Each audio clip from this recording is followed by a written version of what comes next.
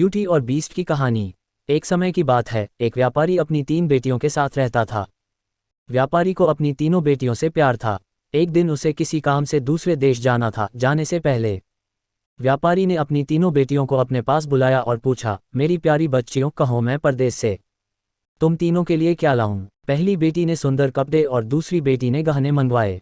तीसरी बेटी, जिसका नाम ब्यूटी था, उसने अपने पिता से कहा कि वह उसके लिए एक गुलाब का फूल ले आए। व्यापारी ने अपनी तीनों बेटियों से उनके उपहार लाने का वादा किया और अपने सफर पर निकल पड़ा। अपना काम खत्म करके व्यापारी जब अपने घर की ओर चला तो वह तूफान में फंस गया और रास्ते से भटक गया। बहुत कोशिशों के बाद भी वह अपने घर का रास्ता ना ढूंढ सका। तब तक तो अंधेरा भी हो चुका था। तभी अचानक उसकी नज़र एक रोशनी पर पड़ी जो दूर एक महल से आ रही थी। व्यापारी ने सोचा शायद महल में उसे रात बिताने की जगह मिल जाए, इसलिए वह उस तरफ चल पड़ा। जब व्यापारी महल में पहुंचा तो महल में कोई भी नहीं था। उसने हर तरफ देखा लेकिन उसे महल में कोई नहीं मिला। आश्चर्य की बात थी कि खाने की मेज पर कई प्रकार के स्वादिष्ट व्यंजन रखे हुए थे, परंतु उन्हें खाने वाला कोई नहीं दिख रहा था। भोजन को देख व्यापारी की भूख और बढ़ गई थी, इसलिए उसने भरपेट खाना खाया और एक कमरे में मुलायम गेंदों पे सो गया। सुबह व्यापारी ने जब महल के बागीचे में सुंदर गुलाब खिले देखे तो उसे ब्यूटी से किया हुआ वादा याद आ गया।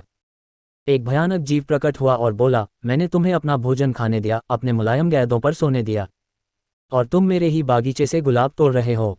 तुम्हें इसकी सजा भुगतनी होगी। व्यापारी बहुत डर गया था। कांपते हुए बोला, मुझे माफ़ कर दो, माफ़ कर दो मुझे मत मारो। ये गुलाब मैंने अपने लिए नहीं तोड़ा, अपनी बेटी के लिए तोड़ा था। मैंने अपनी बेटी से वादा किया था कि मैं उसके लिए गुलाब का फूल लाऊंगा।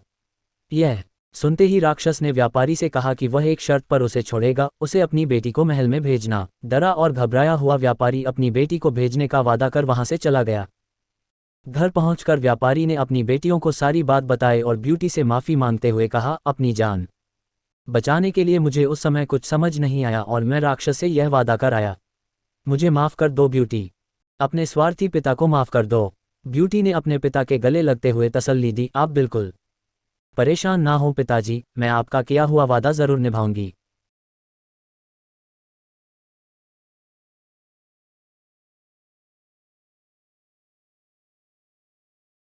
ब्यूटी जब महल पहुंची तो बहुत घबराई हुई थी। राक्षस का भयानक चेहरा देखकर वह बहुत डर गई, लेकिन राक्षस ने उसका खुले दिल से स्वागत किया।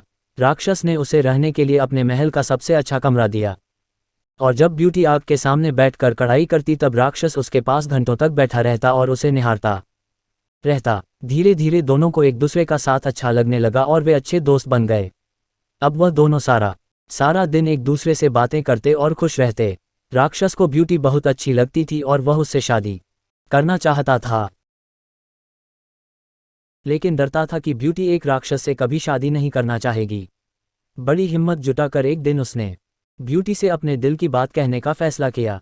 जब वह ब्यूटी के पास पहुंचा तो देखा कि ब्यूटी अपने पिता को याद करके बहुत उदास है। उससे ब्यूटी की उदासी देखी नहीं गई और उसने ब्यूटी को एक जादुई शीशा दिया जिससे वह अपने पिता को देख सके। ब्यूटी बहुत खुश हुई, लेकिन जब उसने अपने पिता को देखा तो वह बहुत बीमार थे। ये देख ब्यूटी ने राक्षस से अपने पिता से मिलने की इच्छा जताई। राक्षस ने उसे पिता से मिलने की इजाज़त दे दी और 7 दिन में वापस आने को कहा। ब्यूटी ने तय समय में आने का वादा किया और अपने घर चली गई। ब्यूटी को सामने देख व्यापारी खुश हो गया और जैसे जैसे उसे पता चला कि राक्षस देखने में भले ही क्रूर हो लेकिन वह दिल का बहुत ही नेक और दयालु है, व्यापारी की सेहत और सुधरती गई।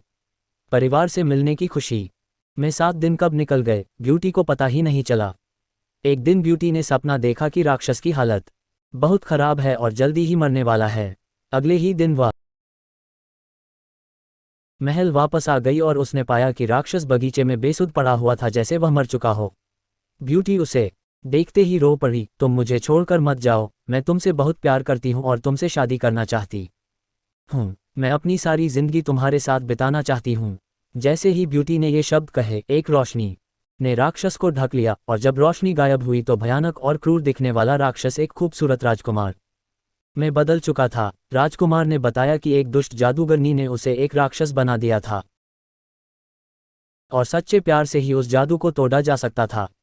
बहुत समय से राजकुमार उस लड़की को ढूंढ रहा था जो उससे उस रूप में प्यार करे जिससे सब डरते थे, जो उसकी सूरत से नहीं बल्कि उसके गुणों को चाहे। आखिरकार राजकुमार को उसका सच्चा प्यार मिल गया और वह बहुत खुश था। जल्द ही ब्यूटी और राजकुमार की शादी हो गई और वह अपनी गुलाबों सी खूबसूरत दुनिया में हंसी खुशी रहने लगे।